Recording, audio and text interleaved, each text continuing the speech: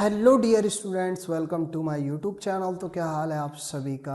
I think आप सब बढ़िया होंगे, शानदार जानदार ज़बरदस्त और घरों पर एंजॉय कर रहे होंगे। जैसे कि आप सभी ने थंबनेल पर देखा होगा, आज हम बहुत जेन्युइन से टॉपिक के बारे में बात करेंगे जो क्लास 9th में जो भी बच्चे पढ़ रहे हैं और उनके क्लास 9th के साइंस का जो 7वां चैप्टर है जिसका नाम है गति यानी कि मोशन।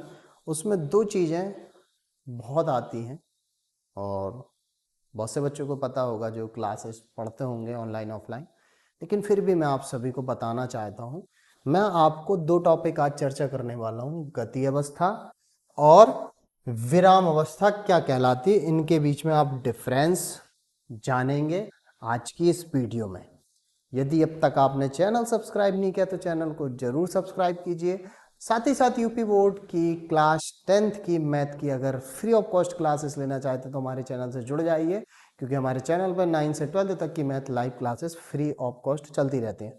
तो गति अवस्था के बारे में बात करते हैं। तो गति अवस्था क्या होती है कि आपको दो बातें जानना है। सबसे पहली बात तो ये कि जो समय होता है वो कभी किसी का इंतजार करता नहीं है, नहीं करता ना।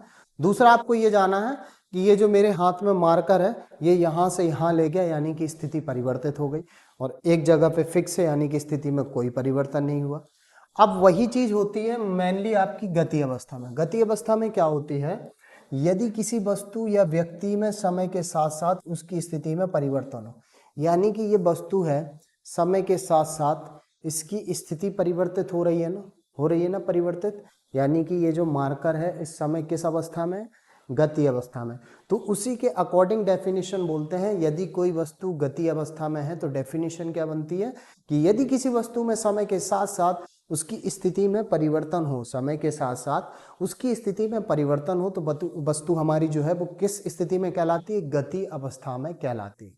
बात समझ गए? समय के साथ साथ यदि किसी वस्तु की स्थिति में भी परिवर्तन होता है तो वस्तु हमारी गति अवस्था में कहलाती।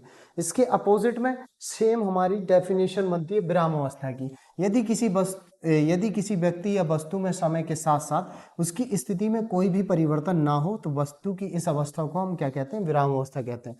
यानी कि ये वस्तु है, समय के साथ साथ इसकी स्थिति में कोई परिवर्तन नहीं है, तो ये किस स्थिति में कहलाएगी, विराम अवस्था में।